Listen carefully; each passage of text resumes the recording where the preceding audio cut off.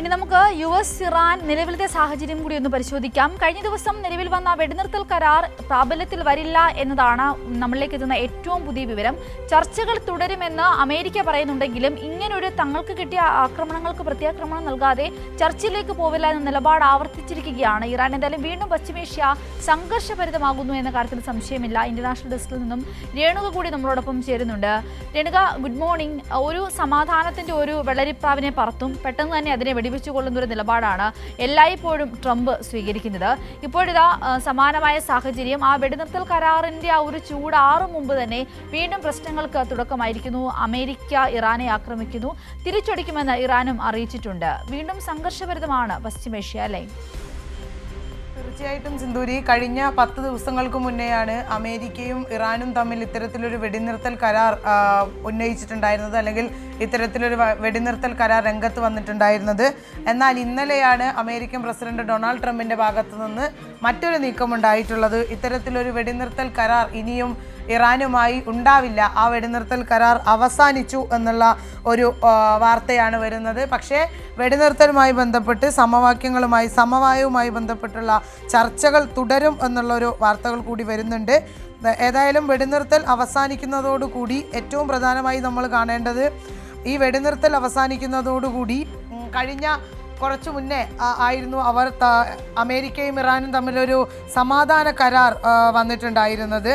എന്നാൽ ആ സമാധാന കരാറിലെ ഏറ്റവും പ്രധാനപ്പെട്ടൊരു ഉപാധിയായിരുന്നു ഇത്തരത്തിലൊരു വെടിനിർത്തൽ എന്ന് പറയുന്നത്. ആ വെടിനിർത്തൽ കരാർ ലംഘിക്കുന്നതോടുകൂടി, അല്ലെങ്കിൽ ആ വെടിനിർത്തൽ കരാർ അവസാനിപ്പിക്കുന്നതോടുകൂടി അത്തരത്തിലൊരു സമാധാന കരാറിൻ്റെ വാലിഡിറ്റി, അല്ലെങ്കിൽ അതിൻ്റെ കൂടി ആധികാരികത കൂടി ഇല്ലാതാവും. അതോടുകൂടി അമേരിക്കയ്ക്ക് മേൽ ഇറാൻ വെച്ചിട്ടുള്ള ഉപാധികൾ, അതായത് അമേരിക്കയുടെ ഇറാൻ്റെ ഒരുപാട് സ്വത്തുവകകൾ അമേരിക്ക കണ്ടുകെട്ടിയിട്ടുണ്ടായിരുന്നു. ആ കണ്ടുകെട്ടിയ സ്വത്തുവകകൾ തിരികെ നൽകണം, അതുപോലെ തന്നെ ടെഹ്റാനിൽ, അതുപോലെ തന്നെ ലെബനനിൽ അടക്കം നടത്തുന്ന ആക്രമണങ്ങൾ അവസാനിപ്പിക്കണം തുടങ്ങിയിട്ടുള്ള ഉപാധികളിൽ നിന്നെല്ലാം അമേരിക്കയ്ക്ക് ഒരു വിടുതി ഉണ്ടാവും. എന്നാൽ ആ ഉപാധികളൊന്നും നടത്തേണ്ടതില്ല എന്നുള്ള ഒരു ലക്ഷ്യത്തിലേക്ക് അമേരിക്ക എത്തും. അതിനു വേണ്ടിയിട്ടാണ് ഇത്തരത്തിൽ ഒരു സമാധാന കരാറിലെ ഒരു ഉപാധിയായിട്ടുള്ള ഈ വെടിനിർത്തൽ കരാർ അമേരിക്ക അവസാനിച്ചു എന്ന് പറയുന്നത്. പക്ഷേ ചർച്ചകൾ തുടരുമെന്നുള്ള വാർത്തകൾ പുറത്തു വരുന്നുണ്ട്.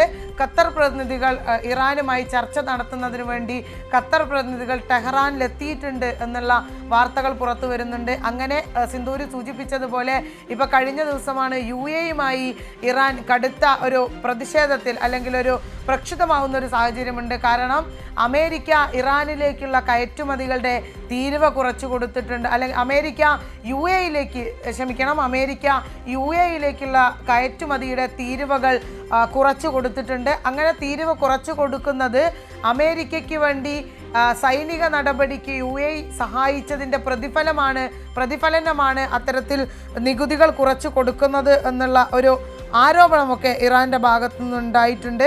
അതുപോലെ തന്നെ ഇറാൻ ഒരിക്കലും കീഴടങ്ങില്ല എന്ന്, വെടിനിർത്തൽ കരാർ അവസാനിപ്പിച്ചാലും ഹോർമൂസ് കടലിടുക്കിൽ അടക്കം ഉപരോധങ്ങൾ ഏർപ്പെടുത്തി സൈനിക നടപടി ഇനി തുടരുമെന്നുള്ള കാര്യത്തിൽ യാതൊരു തർക്കവുമില്ല. കാരണം ഇത്തരത്തിലൊരു സമാധാന കരാർ, നമുക്കറിയാം, ഇരു രാജ്യങ്ങൾ തമ്മിൽ യുദ്ധമുണ്ടാകുമ്പോൾ സമാധാന കരാർ നിലവിൽ വരിക എന്ന് പറയുന്നത് ആ യുദ്ധത്തിൻ്റെ ഏകദേശം ഒരു അവസാന വാക്യമാണ്.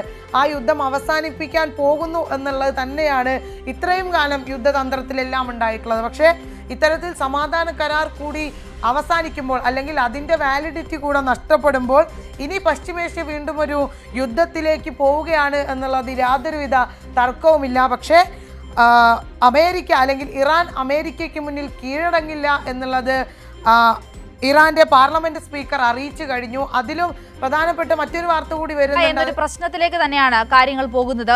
വളരെ കൃത്യമായി തന്നെ ഇതിപ്പോൾ വീണ്ടും ചർച്ചകൾക്ക് പാകിസ്ഥാൻ നേതൃത്വത്തിൽ തുടക്കം കുറിക്കുന്നു എന്നൊരു പുതിയ വിവരം കൂടി വരുന്നുണ്ട്. ഇറാൻ പ്രതിനിധി പാകിസ്ഥാനിലേക്ക് ഇന്ന് പോകും എന്ന വിവരവും കൂടിയാണ് ഇതിനോടൊപ്പം കൂട്ടി ചേർക്കാനുള്ളത്. ഇന്റർനാഷണൽ ഡെസ്കിൽ നിന്നും രേണുകയാണ് വിവരങ്ങൾ പങ്കുവച്ചത്.